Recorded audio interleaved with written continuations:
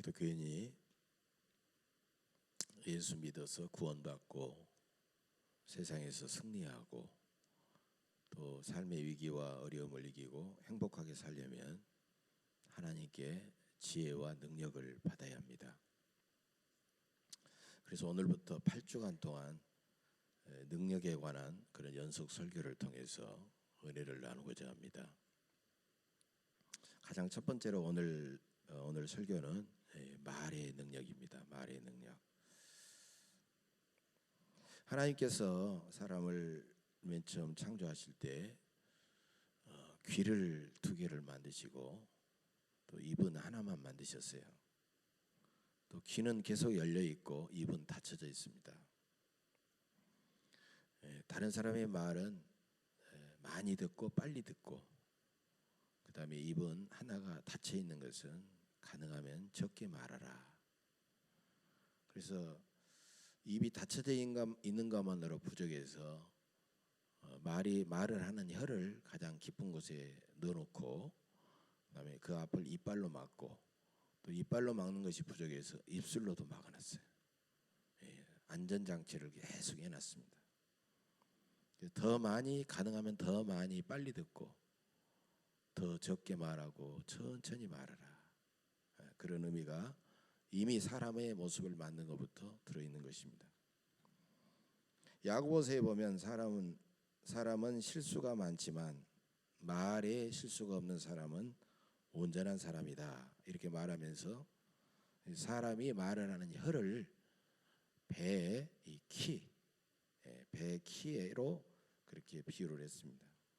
여러분, 아무리 큰 배도 배 저 뒤쪽에 있는 키가 이렇게 있어요. 그 키가 이렇게 바뀌면 이쪽으로 가고, 이쪽으로 가면 이쪽으로 가고, 키가 방향을 정하는 거예요. 앞에서 이제 이 선장이 이걸 돌리지만 그것은 결국 키를 돌리는 것이다.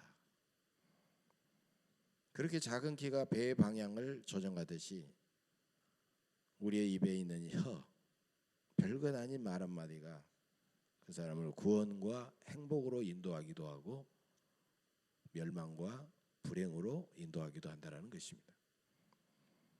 오늘 민수기 본문의 배경은 이렇습니다. 애굽에서 해방된 이스라엘 민족이 가데스 바니아라는 곳에서 12지파를 대표자를 뽑았습니다. 12명을 가나안 땅에 미리 보내가지고 그 땅을 정탐하도록 그렇게 했어요. 그리고 40일을 정탐한 다음에 다시 돌아와서 백성들 앞에서 정탐의 결과를 보고를 하는 것입니다. 그런데 12명 중에서 10명은 아주 부정적인 보고를 했어요. 이렇게 했습니다. 우리는 능히 올라가서 그 백성을 치지 못하리라. 그들은 우리보다 강하니라. 그 백성은 모두 신장이 장대한 자들이며 그들 앞에서 우리는 메뚜기와 같으니 그들의 보기에도 그와 같았을 것이니라. 가봐야 우리가 전쟁에서 진다는 거예요. 그들에게 철저하게 깨진다는 거예요. 그런데 12명 중에서 불과 2명은, 여호수아와 갈렙은 그들에게 아주 긍정적으로 그렇게 보고를 했습니다. 우리가 정탐한 땅은 심히 아름다운 땅이라. 여호와께서 우리를 기뻐하시면 우리를 그 땅으로 인도하여 들이시고 그 땅을 우리에게 주시리라. 여러분, 그 믿음의 차이가 이렇게 완전히 똑같은 상황을 보고 온 사람이 들려 다르게 이야기를 하는 거예요. 말의 차이입니다. 그런데 이스라엘 백성들은 12명 중에서 10명이기 때문에 긍정적인 말을 믿지 않고 부정적인 말을 믿었다는 거예요. 그리고 그들의 불안함과 두려움과 원망과 이런 말은 급속도로 전염병처럼 이스라엘 백성들을 그냥 집어삼키기 시작했습니다. 그래가지고 그들은 울며 불며 하나님을 원망하고 다른 사람 지도자를 세워가지고 애굽으로 다시 돌아가자고 하고, 심지어는 모세와 갈렙과 그 여호수아를 돌로 치려고 하는 그런 어처구니없는 모습을 보여주고 있다는 거예요. 오늘 본문의 말씀은 바로 14장 전체에 쭉 계속 나와 있는데 그때 하신 하나님의 말씀이에요. 나를 원망하는 이 악한 회중에게 내가 어느 때까지 참으랴. 이스라엘 자손이 나를 향하여 그 원망한 말을 내가 들었노라. 그들에게 이르기를 여호와의 말씀에 나의 삶을 두고 맹세하노라. 너희 말이 내 귀에 들린 대로 내가 너희에게 행하리니. 여러분 굉장히 두려운 말입니다. 하나님은요 사람에게 말씀을 하시기도 하지만 계속해서 기도를 통하여 또 일상의 언어를 통하여 사람들이 말하는 것을 듣고 그대로 행하시는 거예요. 그래서 어떤 사람에게는요 그 말을 듣고 막 복을 내리기도 하고 그 어떤 사람은 막 화를 내리기도 하신다는 거예요. 그리고 다른 종교에서도요, 다른 종교의 기독교만이 아니라 다른 종교에서도요 이 말에는 어떤 주술적인 능력이 있다 그랬어요. 그래서 그들은 막 주문을 외우고 막 그렇게 하는 거예요. 그 말의 능력을 그들도 인정하고 있는 거죠. 사람의 마음, 사람의 말 서로 영향을 주고받고 있습니다. 선한 말을 하면요 내 마음이 막 선해지는 거예요. 또 선한 마음을 갖고 늘 살아가게 되면 내 입에서 선한 말이 나오게 돼 있어요. 악한 마음을 내가 늘 가지고 있으면 나도 모르는 사이에 악한 말이 쏟아져 나오고 악한 말을 하는 사람은 그 사람이 본래 그런 사람이 아니라도 악한 마음으로 변질이 되어버리는 거예요. 그러니까 그 마음과 말이라고 하는 것은 상호 깊은 영향을 주고받게 된다는 것입니다. 이혜인 수녀님 아주 참 귀한 분이죠. 이 수녀님이 나를 키우는 말이라는 이런 시를 썼어요. 행복하다고 말하는 동안은 나도 정말 행복해서 내 마음에 맑은 샘이 흐르고 고맙다고 말하는 동안은 고마운 마음이 새로이 솟아올라 내 마음도 더욱 순해지고 아름답다고 말하는 동안은 나도 잠시 아름다운 사람이 되어 마음 한 자락이 환해지고 좋은 말이 나를 키우는 걸 나는 말하면서 다시 알지. 여러분 우리가 선진국, 중진국, 후진국 그런 이야기를 하는데 일반적으로 우리가 국민 개인 소득 3만 불 이상, 4만 불 이상 이렇게 나누기도 합니다만은 그보다 더 중요한 것은요 사람들을 그 나라의 사람들의 말하는 수준으로 결정이 되는 거예요. 말하는 수준이 어떤 말을 많이 하느냐.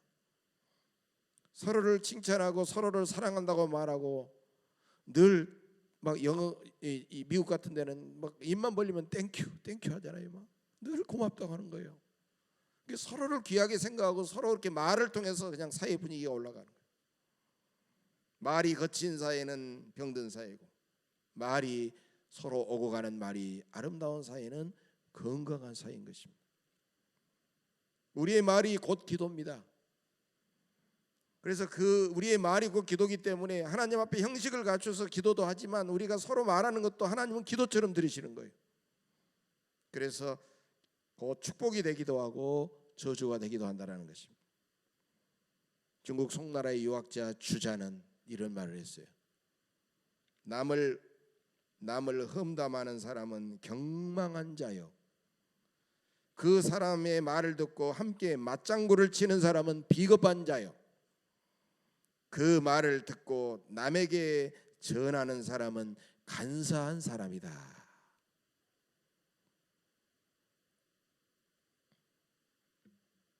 아까 말씀드린 야고보서 3장 6절에 보면 이런 말이 나옵니다. 혀는 곧 불이요 불의의 세계라. 혀는 우리 지체 중에서 온 몸을 더럽히고 삶의 수레바퀴를 불사르나니 그 사르는 것이 지옥불에서 나느니라. 여러분 부정적인 말, 상처를 주는 말, 파괴하는 그런 말은 무서운 불길처럼 나를 먼저 불태워버리고 온몸을 더럽히고 우리의 공동체를 완전히 불살라버린다는 겁니다. 실로 두려운 일이 아닐 수가 없습니다. 오늘 신약 본문에서도 보면 예수님이 이파리만 무성하고 열매가 없는 무화과 나무를 갑자기 저주하셨습니다. 여기에 대해서 많은 이제 논란이 있죠. 사랑의 예수님이 왜 말 없는 그런 뭐 사람도 아니고 나무를 저주하셨을까? 더군다나 무화과의 철이 아니라겠거든요. 근데 제자들이 그 말을 들었다 성경에 쓰여져 있어요. 그 다음날 아침에 이제 베단이라는 곳에 가시면서 그러셨는데, 다시 베단에서 하룻밤을 자고 다시 들어오면서 그 나무를 보니까 예수님이 하신 그 저주의 말을 듣고 그 나무가 그냥 뿌리채까지 말라져 있는 거예요. 그래서 베드로는 바로 어제 그 일이 생각나 가지고 예수님 앞에 이렇게 말합니다. 랍비여 보소서, 저주하신 무화과 나무가 말랐나이다. 그러자 예수님께서 무화과 나무에 말을 해야 될 거 아니에요. 그런데 무화과 나무에 대한 말씀을 하지 않으시고 동문서답과 같이 갑자기 이런 말씀을 하시는 거예요. 하나님을 믿으라. 내가 진실로 너희에게 이르노니 누구든지 이 산더러 들리어 바다에 던지우라 하며 그 말하는 것이 이룰 줄 믿고 마음에 의심하지 아니하면 그대로 되리라.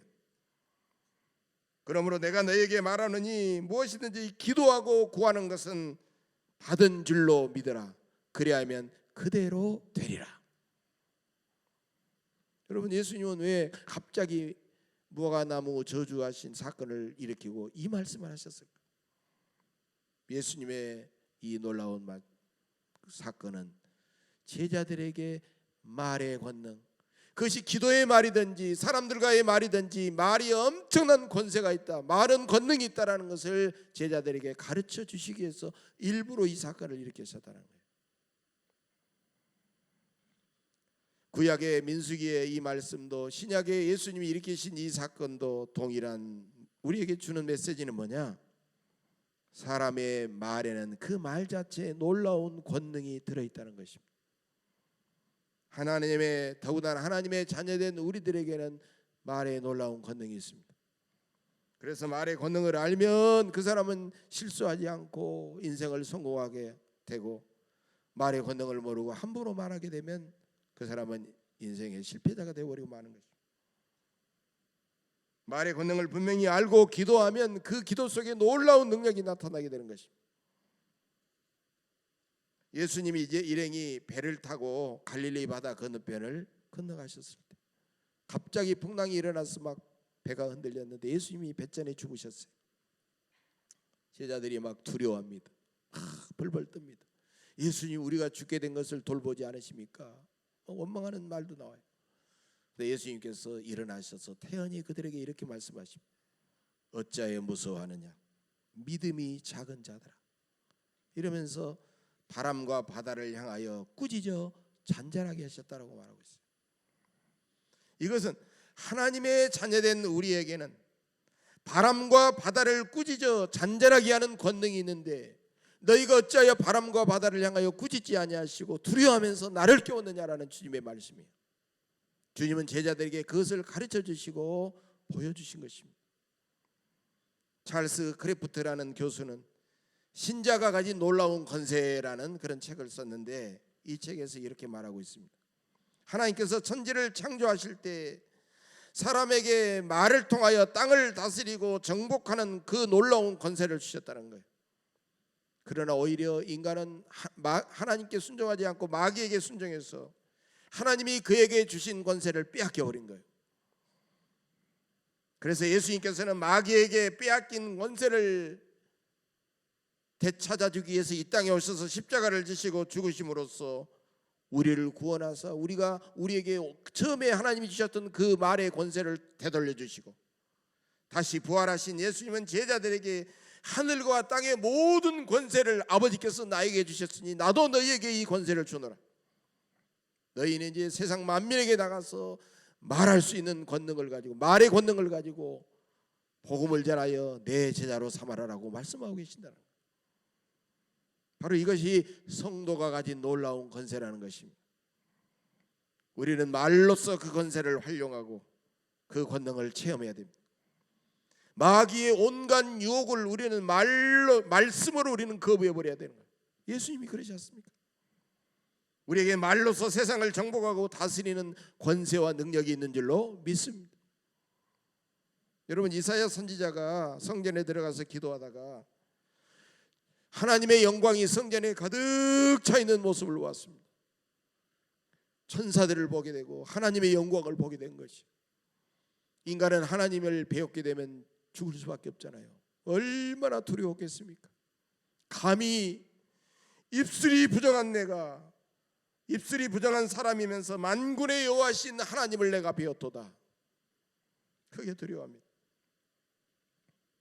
그러자 이사야가 가장 하나님 앞에 회개했던 것은 입술이었기 때문에 하나님은 제단의 숯불에 벌겋게 달궈진 화제를 들여다가 이사야의 숯불을 찢어버린 거예요. 그래서 하나님은 회개한 이사야의 부정한 입술을 찢어서 정결하게 한 다음에 주여 저를 보내소서 하고 이사야를 백성 가운데 선지자로 보낸 겁니다. 여러분, 이사야의 생각을 바꾼 게 아니에요. 이사야의 다른 몸을 바꾼 게 아니에요.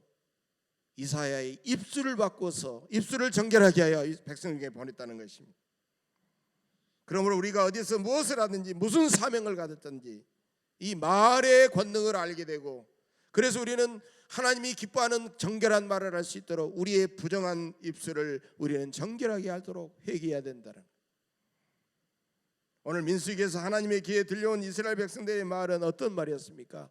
불신의 말이요, 원망의 말이요, 비난의 말이었어요. 나를 원망하는 자들은 결단코 가나안 땅에 들어가지 못하리라. 하나님이 이 말씀을 선포하셨고 그 말씀대로 그들은 한 사람도, 원망하는 사람은 가나안 땅에 들어갈 수가 없었습니다. 오늘 마가복음의 핵심 메시지도 하나님을 믿고 그 말하는 대로 기도하거나 말하는 것은 그래도 그대로 이루어질 줄 믿고 마음에 의심하지 않으면 그대로 된다는 거예요. 여러분, 말을 해놓고 의심해서는 안 돼요. 의심하지만 않으면 그대로 이루어진다는 거예요. 말의 권능을 믿는 우리는 어떤 불신과 비난과 원망과 이런 말을 해서는 안 된다는 것이. 누가복음 1장에 보면 또 놀라운 일이 나옵니다. 가브리엘 천사가 제사장 사가랴에게 나타나서 세례 요한의 잉태를 예언하게 됩니다. 그때 사가랴는 이미 나이가 늙었고 아이를 낳을 수 없는 그런 상황이었어요. 사가랴는 가브리엘 천사가 이 말을 듣자마자 아멘, 저에게서 이루어지이다라고 했으면 얼마나 좋겠습니까? 이렇게 반응을 합니다. 내가 이것을 어떻게 알리요? 내가 늙고 아내도 나이가 많으니이다. 안 된다는 거예요. 못 된다는 거예요. 불신하게 말을 하고 있어요. 그러자 하나님은 그의 아내가 요한을 잉태해서 태어날 때까지 사가랴를 말을 못하는 사람으로 만들어버린 거예요. 하나님의 권능을 믿지 않는 말을 하면서 살아가는 것보다는 차라리 말을 하지 못하는 그런 노마다로 살아가는 것이 더 낫다라는 주님의 말씀입니다. 하나님은 이스라엘이 가나안 땅을 들어가서 첫 번째 만난 여리고성을 정복할 때 하루에 성을 한 번씩 돌고 마지막 날에는 7번씩 돈 다음에 성을 향하여 외치라고 그렇게 말했습니다. 참으로 놀라운 그런 방법이었습니다.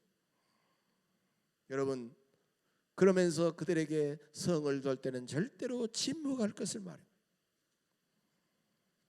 그들이 일주일간 성을 돕니다. 여러분, 전쟁을 하면 어떻습니까? 화살도 쏴야 되고 사다리를 타고 성을 올라간다든지 공성태로 성문을 때려 부신다든지 이래야 되는데 성을 돌기만 하는 거예요.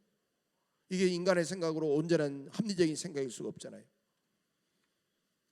그렇게 되면 계속해서 하루 이틀도 아니고 일주일 동안 계속 돈다고 하면 얼마나 많은 사람들이 불신하고 불평하고 원망하는 그런 말들이 나오겠습니까? 그렇기 때문에 그들로 하여금 철저하게 침묵하게 하시면서 성을 돌도록 했던 겁니다. 성을 돈다고 성이 무너지겠냐? 도대체 이게 뭐다는 짓이냐? 계속 성만 돌다가는 그냥 우리 머리가 돌겠다. 막 사람들이 막 서로 하게 되면요, 여러분, 좋은 말은요 별로 전파되지 않아요. 이런 불평하고 불신의 말들이 일어나기 시작하면 그 사람들이 성을 돌려고 나오겠어요? 결국 성을 돌지 않을 것이고 결국 여리고성도 무너지지 않기 때문에 그들로 하여금 철저히 침묵하면서 회개하고 순종하도록 하시고, 여러분, 별것 아닌 것 같은 말 한마디가 우리의 신앙과 우리의 가정과 교회와 이 사회를 무너뜨리고 우리의 공동체를 치명적으로 파괴해버린다는 것입니다. 교회에서도 제가 목회하다 보면요, 믿음이 독실한 것 같은, 기도도 열심히 하고 성경도 많이 하고 그런 사람들이 사람들과 대화를 하면서 정말 막 함부로 말하는 것을 보면요, 너무너무 충격을 받을 때가 많이 있습니다. 불신과 불평과 원망의 말이 하나님과 다른 성도들을 얼마나 힘들게 하고 상처를 주고 어렵게 하는지 보게 됩니다. 말이라고 하는 것은 권능을 가졌기 때문에 우리에게는 좋은 무기가 되기도 하지만 때로는 가장 나쁜 무기가 되기도 한다는 거예요. 매우 좋은 말의 무기는 어떤 무기였어요? 남의 마음을 깊이 공감하는 말, 남을 이해하는 말, 위로하는 말, 칭찬하는 말, 감사하는 말, 격려해 주는 말, 세워주는 말, 소망을 주는 말, 부드러운 말, 따뜻한 말. 매우 나쁜 말은 어떤 말이겠습니까? 말하는 그 대상을 멸시하는 말, 비난하는 말, 정죄하는 말, 불평하는 말, 냉소적인 말, 거친 말, 무뚝뚝한 말, 조롱하는 말, 불신의 말, 낙심하게 하는 말, 미워하고 증오하는 말. 얼마든지 많은 사람들의 입에서, 여러분, 우리가 어떤 말을 우리 입에서 나와야 되느냐, 대단히 중요한 겁니다. 어떤 말을 하느냐에 따라서 그 사람의 인생의 미래가 결정이 된다는 거예요. 어떤 기독교 가정사역 연구소에서 자녀들이 자기 부모님으로부터 가장 듣고 싶은 말이 어떤 말이냐 조사를 했어요. 이런 내용이었습니다. 너는 세상에서 가장 소중하다. 너를 위해서 날마다 하나님 앞에 기도한다. 너만 보면 하나님 앞에 늘 감사하다. 엄마는 언제나 너를 사랑한단다. 아빠는 너를 끝까지 믿는다. 우리는 네가 정말 자랑스럽다. 이런 말들이었어요. 반대로 자녀들이 자기 부모님으로부터 듣고 싶지 않은 말도 있었어요. 이런 말들이었습니다. 야, 네가 잘하는 게 뭐가 있냐? 바보 멍청아. 너만 보면 지겨워. 내 마음에 드는 것이 하나라도 있어야지. 꺼져버려. 나가서 죽어.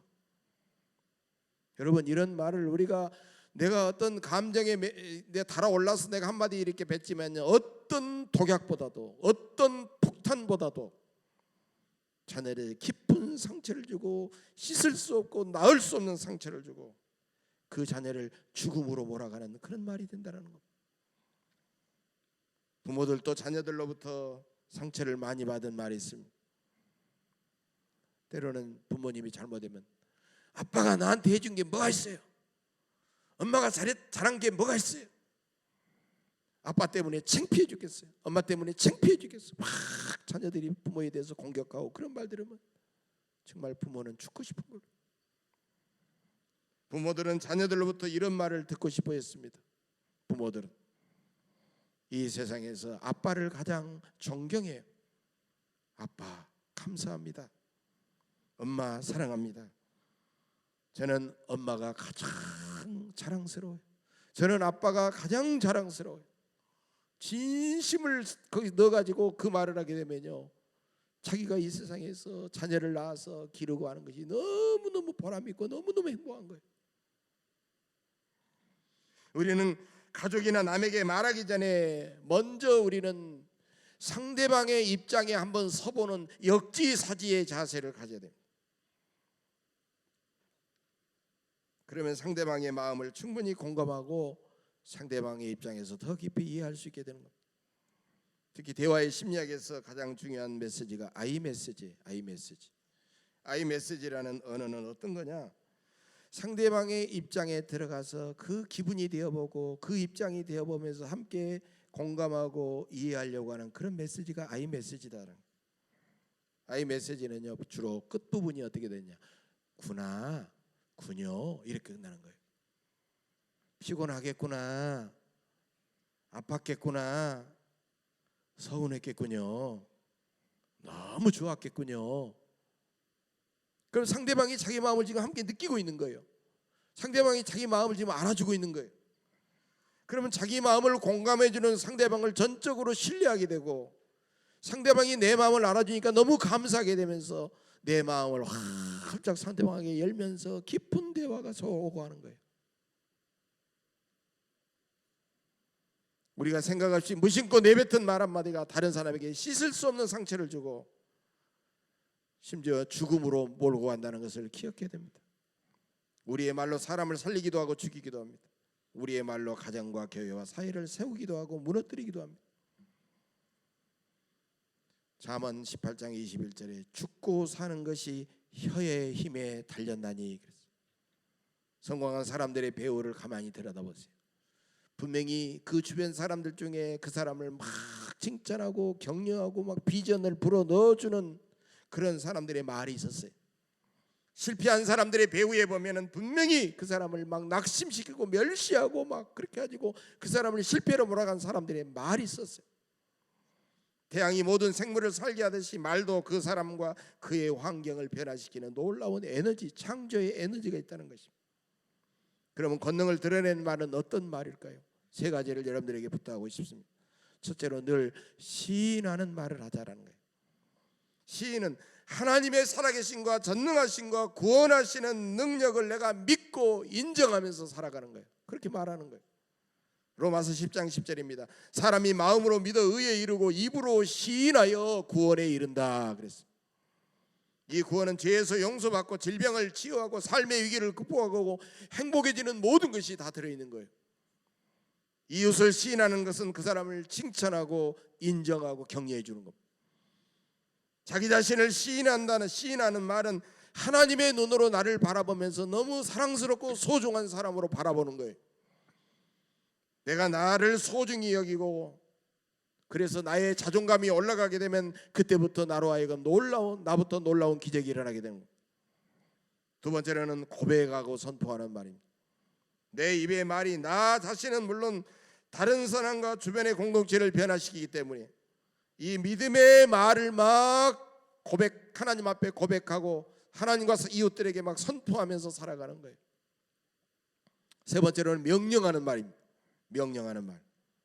명령하는 말이라는 건 사람에게 명령하라 그 말이 아니에요. 내가 하나님의 이름으로 명령하는 겁니다. 우리의 권능에는 하나님의 권능이 이미 들어있기 때문에 우리가 하나님이 주셨어요. 주셨는데 우리가 하나님 주세요 할 필요가 있어요. 이미 주셨는데 우리가 명령하면 되는 거예요. 그 순간 놀라운 역사가 일어나는 거예요. 예수님은 사탄아 내 뒤로 물러가라 명령하셨어요. 바람과 바다를 향하여 바람과 바다라 잔잔하라 명령하셨어요. 그 명령을 그 말의 권능을 이미 주셨다는 것을 아는 베드로는 성전 미문에 걷지 못한 사람을 향하여 나사렛 예수 그리스도의 이름으로 명령하노니 일어나 가려라 하고 명령하셨어요. 그러자 놀라운 역사가 그들 가운데 일어났던 것입니다. 여러분 내 질병을 향해 꾸짖고 명령한 내 몸은 예수님의 이름으로 치유가 됩니다. 내 마음의 상처를 향하여 내가 기도하면서 명령하면 내 마음의 상처가 치유가 됩니다.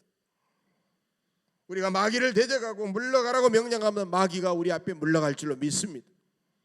우리가 주님의 이름으로 명령한 말씀은 반드시 그대로 이루어집니다.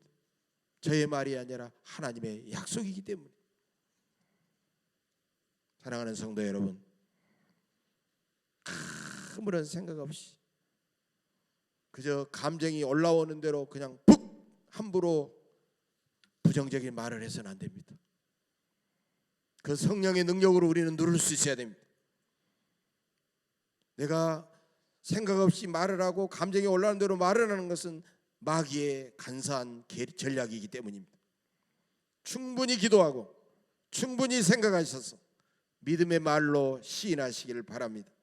사랑의 말로 고백하시기를 바랍니다. 소망의 말로 선포하시기를 바랍니다. 주 예수 그리스도의 이름으로 말로써 명령하시기를 바랍니다.